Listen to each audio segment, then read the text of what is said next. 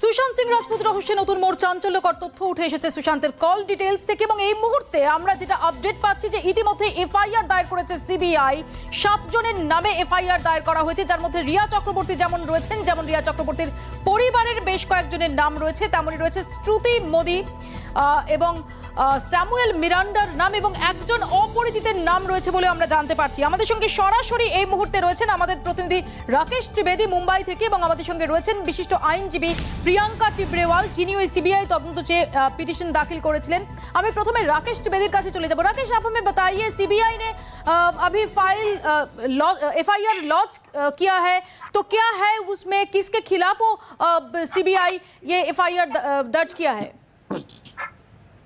देखिए, सीबीआई ने ये जो एफआईआर है ये रिया चक्रवर्ती, उनके पिताजी इंद्रजीत चक्रवर्ती, उनकी मां संध्या चक्रवर्ती, भाई शौविक चक्रवर्ती, इसके अलावा उनके बिजनेस मैनेजर जो हैं श्रुति मोदी, जो कि एक चार्टर्ड अकाउंटेंट भी हैं, और उनके हाउस मैनेजर सैमुअल मिरांडा और अदर्स, इनके खिलाफ जो है ये केस रजिस्टर्ड किया है। ये केस जो है ये अबेटमेंट टू सुसाइड, ये उनको जो है कन्फाइनमेंट करना इलीगल, उसको लिए चीटिंग, फॉर्जरी को लेकर के, और ये जो तमाम जो एलिगेशंस हैं जो बिहार पुलिस ने इससे पहले एफआईआर रजिस्टर की थी, उसी के बेसिस पे जो ये एफआईआर रजिस्टर की है और अपना इन्वेस्टिगेशन स्टार्ट कर लिया है।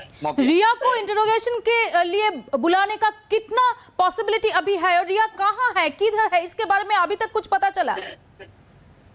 देखिए, हालांकि रिया इस वक्त कहाँ पे है ये इसके बारे में अभी तो कोई जानकारी सामने नहीं आई है, लेकिन कल जो है एनफोर्समेंट डायरेक्टरेट के मुंबई ऑफिस ने रिया चक्रवर्ती को सम्मन किया था 7 अगस्त को उनके सामने आने के लिए, और ऐसे में रिया चक्रवर्ती कल ईडी ऑफिस के सामने जा सकती हैं और पूछताछ में शामिल सकती है। तभी ये पता चलेगा कि आखिर रिया चक्रवर्ती कहाँ है। उनके वकील सतीश माने शिंदे ने ये साफ कहा है कि रिया चक्रवर्ती एक लॉ अबाइडिंग सिटीजन है। इसका मतलब ये हो सकता है कि वो कल ईडी के सामने पेश हो। जहां तक सीबीआई के केस का सवाल है, सीबीआई ने अभी जस्ट एफआईआर रजिस्टर की है कुछ समय पहले। ऐसे में वो अपने इन्वेस्टिगेशन को स्टार्ट करने से पहले बिहार पुलिस के पास से जो डॉक्यूमेंट्स है वो रिसीव करना चाहेगी, और उसके बाद जो दूसरे विटनेसेस हैं उनसे बातचीत करने के बाद इन्वेस्टिगेशन को आगे बढ़ाएगी और उसके बाद रिया तक पहुंच सकती है। राकेश, आप हमारे साथ बने रहिए। খুবই ইন্টারেস্টিং যে আগামী কাল রিয়া চক্রবর্তী ইডির মুখোমুখি হন কিনা সেদিকে সবার নজর থাকবে। আমি আবারও রাকেশের কাছে যাব, প্রিয়াঙ্কার কাছে আসবো। প্রিয়াঙ্কা, আপনিও পিটিশন করেছিলেন সিবিআই তদন্তের আর্জি জানিয়ে। সিবিআই তদন্ত শুরু হয়েছে এবং ইতিমধ্যে এফআইআর দায়ের করা হয়েছে এবং কাদের বিরুদ্ধে এফআইআর দায়ের করা হয়েছে, কাদের নাম করে, সেটাও আপনি ইতিমধ্যে জানতে পেরেছেন। কি প্রতিক্রিয়া আপনার? দেখুন, আমরা জানতাম যে হিসাবে পুলিশের ইনভেস্টিগেশন চলছিল সেটা একটা কভার আপ ইনভেস্টিগেশন হচ্ছে, একটা ফাউল প্লে হচ্ছে, সেটা বোঝাই যাচ্ছিল from the very first day. আপনি পুলিশের রোলটা দেখুন যে এখানে ওনারা মানে without any postmortem report, without any kind of suicide note, they declared within an hour that it is a suicide. সেটা ওরা কি করে বলতে পারলো সেটা আমি জানি না, but they said a suicide, not even an alleged suicide. তো ওরা এটা ন্যারেটিভটা ক্রিয়েট করার চেষ্টা করছিল that because of depression he has committed suicide. তারপরে one after the other foul প্লের মতন ইনভেস্টিগেশন এখানে হয়েছে। মানে ওই দিকটা পুরো অ্যাঙ্গেলটা চেঞ্জ করে নেপোটিজমের দিকে দিয়ে দিচ্ছেন, যাতে মানে এই থটটাও আমাদের মাথায় না আসে যে এটা একটা মার্ডার হতে পারে। তো এই নিয়ে এই ধারণার ইনভেস্টিগেশন চলছিল। So we had to appeal for CBI ছাড়া এই তদন্তটা আর কেউ করতেই পারতো না। We were very sure. আর I am very thankful to the central government, উনি এই এফর্টটা, বিহার গভর্নমেন্টের এফর্টটাকে রেজ করে এই সিবিআই এর এটা তদন্ত দিয়েছেন। আমি আসবো আমার কাছে প্রিয়াঙ্কা। ইতিমধ্যে আমরা যেটা জানতে পেরেছি, সুশান্ত সিং রাজপুতের যে কল ডিটেলস আমাদের হাতে এসে পৌঁছেছে সেটা খুব ইন্টারেস্টিং, কারণ 8ই জুন রিয়া চক্রবর্তী বাড়ি ছাড়েন, অর্থাৎ সুশান্তের বাড়ি ছাড়েন। সেই 8ই জুনই সুশান্ত সিং রাজপুতের নাম্বার রিয়া চক্রবর্তী ব্লক করে দেন, এমনটাই জানা যাচ্ছে মুম্বাই পুলিশ সূত্রে। এবং এই কল ডিটেলস থেকে যেটা দেখা যাচ্ছে বলে মুম্বাই পুলিশ সূত্রে খবর, যে 8ই জুন থেকে 14ই জুন, অর্থাৎ যেদিন সুশান্ত সিং রাজপুতের ঝুলন্ত দেহ উদ্ধার হয়, এই সময়টার মধ্যে দুজনের মধ্যে কোনো রকম বাক্যালাপ, কোনো রকম কথোপকথন হয়নি। এর পাশাপাশি আরও ইন্টারেস্টিং যে দিশা সালিয়ানের মৃত্যুর পরই সুশান্ত সিং রাজপুতের ফ্ল্যাট ছেড়ে রিয়ার চলে যাওয়া এবং তাকে ব্লক করা, এটা কি নিতান্ত আমি এখানে রাকেশ त्रिवेदी কাছে যাব। राकेश, ये बहुत ही इंटरेस्टिंग फाइंडिंग है जो सुशांत के कॉल डिटेल्स में सामने आए हैं। दिशा सालियान की अननेचुरल डेथ, उसके बाद रिया का वो फ्लैट छोड़ के चला जाना और सुशांत को ब्लॉक कर देना, ये क्या कोइंसिडेंटल हो सकता है? क्या महसूस कर रहा है पुलिस?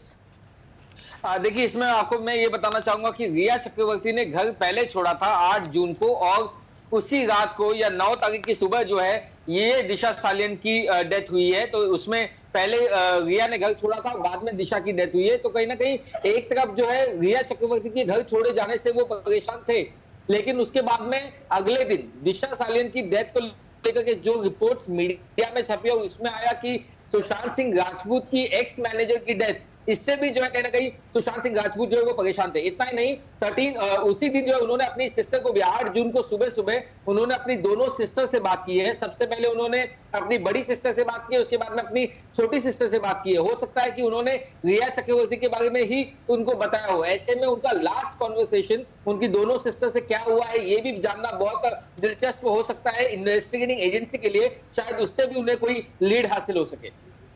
জি আবু আমার সাথে বনে রহি আমি প্রিয়াঙ্কার কাছে আসবো। প্রিয়াঙ্কা, এখানেও আমরা যে তথ্য দেখছি প্রাথমিকভাবে মুম্বাই পুলিশ যেটা বলেছিল যে 13ই জুন গভীর রাতে রিয়া চক্রবর্তীকে ফোন করেছিলেন সুশান্ত সিং রাজপুত, যে কলটা আনআনসার থেকে গেছিল। এখন কল ডিটেলস উদ্ধৃত করে মুম্বাই পুলিশ সূত্রে যেটা দাবি করা হচ্ছে যে না 8ই জুন থেকে 14ই জুনের মধ্যে কোনো বাক্যালাপ হয়নি, এবং এই দিশা সালিয়ানের আনন্যাচারাল ডেথ, সুশান্ত সিং রাজপুত তার আনন্যাচারাল ডেথ, এর মধ্যে রিয়ার এই বাড়ি ছেড়ে চলে যাওয়া এবং ব্লক করা, এগুলো সত্যি সত্যি কি খুব কাকতালীয় ধরে নেওয়া যেতে পারে? দেখুন, পুরো পিকচারটা তো will only come out after CBI investigation. কি হয়েছিল কি হয়নি ওটা তো আমরা জানি না, কিন্তু হ্যাঁ কল রেকর্ডসটা এটা বলে যে ওই 4-5 দিনের মধ্যে she did not answer his কলস, শি হ্যাড ব্লকড হিম। আমি এই অ্যাঙ্গেলটাও একটু বলতে চাইবো যে একটা রিয়া পুলিশের সামনে বা মিডিয়ার সামনে সব জায়গায় বলেছিল যে she was in a live in relationship with Sushant, and because Sushant was in depression ও খুব ওর মানে পিছনে she use to take care of him like a mother. তো আমি একটা জিনিস বলবো, when you very well knew that he's in depression, এত টেনশনে আছে, তো after দিশা's death if you knew that he would be in more depression, তুমি কেন 4 দিন ওই ছেলেটার মোবাইল ব্লক করে রাখলে? is it abetment to suicide? না এটা আমি ঠিক এইটা প্রিয়াঙ্কা একদম আইনের চোখে একটু জানার চেষ্টা করব, যে যেটা আপনিও বললেন যে রিয়া চক্রবর্তী যে তার রিউমার গার্লফ্রেন্ড তো ছিলেন, রিয়া চক্রবর্তী সম্প্রতি নিজেই ইনস্টাগ্রামে পোস্ট করে তিনি স্বীকার করেছেন যে তিনি তার বান্ধবী ছিলেন এবং তিনি জানতেন যে তার ডিপ্রেশন যাচ্ছে, তিনি নিজেই সেই থিওরি নিয়ে এসেছেন। আমি যদি অন্য সমস্ত দিক ছেড়ে দিই, শুধুমাত্র এই ডটগুলোকে যদি জোড়ার চেষ্টা করি, এবং সেই অবস্থায় রিয়া চক্রবর্তীর চলে যাওয়া, তারই কথা মতো যার উপর সুশান্ত সিং রাজপুত মেন্টালি ইমোশনালি সবচেয়ে বেশি ভরসা করছেন, তার চলে যাওয়া এবং ব্লক করে দেওয়া, এটাও কি অ্যাবেটমেন্টের যে পরিধি তার মধ্যে আসে? 100%। একটা লোককে তুমি যদি দেখিয়েছো আগে যে ও পুরো ফুলি ডিপ্রেসড আছে, তুমি তাকে দেখিয়ে দিয়েছো যে ও ছাড়া তুমি মানে তোমার ছাড়া ও চলতে পারবে না, তুমি সেই হিসাবে ওকে বুঝিয়েছো যে নেপোটিজম আছে, এই আছে সবকিছু, you have pulled him to that level, and then when he needed you the most you were not there. So this is definitely abetment to suicide. তুমি তাকে এই অবস্থাতে নিয়ে এসেছো যেখানে he thought that না আর কিছু, if it is abetment, if it is suicide at all, তাহলে you have forced him to that angle. You are blocking him, you are not taking his call, has also forced him till certain extent. But what is that will be revealed and unravel only after the CBI investigation. আমি আসবো, আমি আবারও রাকেশ त्रिवेदी কাছে চলে যাব। राकेश, हमको ये पता है कि अभी बहुत इन्फ्लुएंशियल मिनिस्टर का नाम पर भी सवाल उठ रही है, तो अभी सीबीआई एफआईआर दर्ज किया है, वहां पर कुछ वो अननोन पर्सन्स उसका भी मेंशन है, तो कितना सिग्निफिकेंट है ये? और अभी माहौल क्या है मुंबई में, मुंबई का पॉलिटिकल जो एनवायरनमेंट में है वहां पे? देखिए, मैं आपको ये बताना चाहूंगा कि सीबीआई ने जो अदर्स जो नाम लिखा हुआ है, ये क्लॉज इसलिए भी रहता है कि अगर उनके इन्वेस्टिगेशन में आगे चल के अगर कोई नए नाम सामने आते हैं तो वो उन्हें भी जो है इसके तहत आरोपी बना सकते हैं, अक्यूज्ड बना सकते हैं। जहां तक सवाल एक पॉलिटिशियन के इन्वॉल्वमेंट का है, तो यहाँ पर मैं आपको बिल्कुल साफ तरीके से कहना चाहूंगा कि जी मीडिया जो है वो अपना इन्वेस्टिगेशन या अपनी जो खबर है वो पूरी प्रामाणिकता के साथ, पूरी ऑथेंटिसिटी के साथ बताता है। किसी भी अफवाह को जो है हम बढ़ावा नहीं देते हैं। इसमें एक बात ये है कि हमारे भी इन्वेस्टिगेशन में और साथ ही साथ जितने भी जो जांच एजेंसी थी, चाहे बिहार पुलिस की बात करें, चाहे मुंबई पुलिस की बात करें, किसी भी इन्वेस्टिगेशन में ये बात सामने नहीं आई है कि कोई भी ऐसी कोई पार्टी हुई थी जहां पे कोई पॉलिटिकल लीडर्स आए थे। ये जो थियरी है ये सिर्फ सोशल मीडिया पे घूम गई थी, इसे आप फेक न्यूज कह सकते हैं। कुछ नेताओं ने जो इसको फेक न्यूज को आधार बना के अपनी राजनीति भी इस पर सेकने की कोशिश की है, लेकिन सच क्या है ये सीबीआई की जांच में भी सामने आ जाएगा, लेकिन जहां तक हमें अभी तक की जांच में पता है इस बात में कोई आधार नहीं है कि ऐसी कोई पॉलिटिकल इन्वॉल्वमेंट इस मामले में प्राइमा फेसी दिखाई दे गई है। জি आप हमारे साथ बने रहिए। আমি আবারও প্রিয়াঙ্কার কাছে চলে যাব। প্রিয়াঙ্কা, প্রথমে যেটা আপনিও বলছিলেন যে প্রথমে এটা মানসিক অবসাদ, নেপোটিজম, এই বিতর্ক থেকে সম্পূর্ণটা কিন্তু ঘুরে গেছে রিয়া চক্রবর্তী এবং তার পরিবারের দিকে। সেই জায়গায় দাঁড়িয়ে কোন কোন মিসিং লিঙ্কগুলো এই মুহূর্তে ভাবাচ্ছে আপনাকে একজন আইনজীবী হিসেবে? দেখুন, আমি কারোর নাম নিয়ে কিছু বলবো না, because I do not know, none of us know. কিন্তু একটা জিনিস স্পষ্ট আছে, Rhea Chakraborty is not that powerful a women. উনি অ্যাক্ট্রেস হিসাবে, অভিনেত্রীর হিসাবেও সে এরকম এস্টাবলিশড নেই। She has just done one film, আর ওটাও ভালো করে চলেনি। Nobody even knows that she has worked in a film. So she doesn't have that background. ওনার ওই রকম ব্যাকগ্রাউন্ড নেই যেটা একটা পুলিশ ইনভেস্টিগেশন বা কাউকে মোল্ড করতে পারে। তো এই কথাটা তো কিন্তু স্পষ্ট আছে দ্যাট কেউ কিছু পাওয়ারফুল লোকজন আছে যারা এটাতে ইনভলভ আছে, বিকজ এতগুলো ফাউল ইনভেস্টিগেশন, ন্যাবুলাস ইনভেস্টিগেশন হতে পারে না। Mumbai police, we all know Mumbai police, they are famous for the way they work. এই ধরনের কাজ মুম্বাই পুলিশের হতে পারে না। somebody powerful, it may be a politician, it may be someone from the film industry, we do not know, that will be revealed with time, কিন্তু কেউ না কেউ আছে, এই কথাটা স্পষ্ট রইল। আমি আবারও राकेश त्रिवेदी কাছে ফিরে যাব। राकेश, मुंबई पुलिस का जो रोल इसको लेकर के बहुत सारे सवाल उठ रही है और ये सवाल खुद जो बिहार का एक स्टेट का चीफ मिनिस्टर उन्होंने उठाया है। जो जिस तरीके से आईपीएस ऑफिसर को क्वारंटीन किया गया और जिस तरीके से ये इन्वेस्टिगेशन शुरुआत से जैसे चल रहा है, तो अभी मुंबई पुलिस का क्या कहना है? अभी सीबीआई ने एफआईआर दर्ज किया है और इन्वेस्टिगेशन स्टार्ट करने की on the verge of starting the investigation. देखिए इस मामले में फिलहाल मुंबई पुलिस जो है वो वेट एंड वॉच की पोजीशन में है। उन्हें जो है अब 3 दिन का जो वक्त था वो सुप्रीम कोर्ट ने दिया था इस मामले में, और 3 दिन के अंदर जो है उन्हें अपना एक एफिडेविट के ऊपर अपना एक डिटेल जो डोजियर है वो सुप्रीम कोर्ट में सबमिट करना है, जिससे उन्हें ये कन्विंस करना है सुप्रीम कोर्ट की कि उनकी जो अभी तक की इन्वेस्टिगेशन थी वो बिल्कुल प्रोफेशनल इन्वेस्टिगेशन थी। और उनकी इस एफिडेविट के सबमिट होने के बाद में जो अगले हफ्ते इस मामले की सुनवाई होनी है सुप्रीम कोर्ट में, तब ये साफ होगा कि आखिर जो है उनके इस इन्वेस्टिगेशन से सुप्रीम कोर्ट कन्विंस है या नहीं है। उसके हिसाब से जो सुप्रीम कोर्ट इस मामले में फैसला लेगा।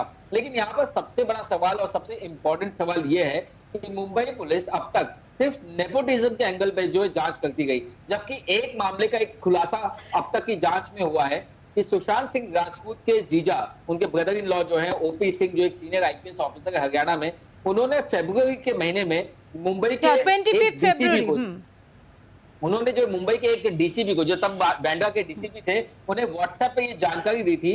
और ये जानकारी जो है करिश्मा, उनकी जो बहन है सुशांत की, उनके और ओपी सिंह के बीच की बातचीत की थी। उसमें उस मैसेज में ये क्लियर कट लिखा हुआ है कि रिया चक्रवर्ती और श्रुति मोदी और सैमुअल मिरांडा के चंगुल से अगर उन्होंने वक्त জি বিলকুল, আমি এটা নিয়ে খুব সংক্ষেপে প্রিয়াঙ্কার কাছে যাব। প্রিয়াঙ্কা, খুব সংক্ষেপে, আমার সময় একদম সংক্ষিপ্ত। এটা তো নতুন করে একটা প্রশ্নের জন্ম দিচ্ছে যে 25 ফেব্রুয়ারি যেখানে নির্দিষ্টভাবে সুশান্ত সিং রাজপুতের জামাইবাবু তিনি একটা মেসেজ দিয়েছিলেন এবং সেটা প্রাপ্তি স্বীকারও করা হয়েছিল, কারণ তারপরেও কেন এরকম পরিস্থিতি হলো?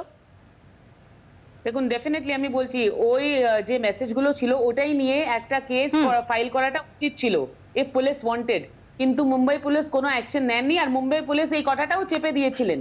মুম্বাই পুলিশ তো নিজে এসে একবারও বলেননি যে 25 ফেব্রুয়ারি, আজও অবধি মুম্বাই পুলিশ বলছেন যে we did not receive any such complain. অনেকগুলো প্রশ্ন রয়েছে প্রিয়াঙ্কা, অনেক ধন্যবাদ রাকেশ জি, आपको भी बहुत बहुत शुक्रिया। রাকেশ ত্রিবেদী আমাদের সঙ্গে ছিলেন মুম্বাই থেকে এবং প্রিয়াঙ্কা টিবরেওয়াল ছিলেন। নিঃসন্দেহে যত দিন গড়াচ্ছে তত নতুন নতুন মোড় আসছে এই সুশান্ত সিং রাজপুত রহস্য মৃত্যু তদন্তে। আমাদের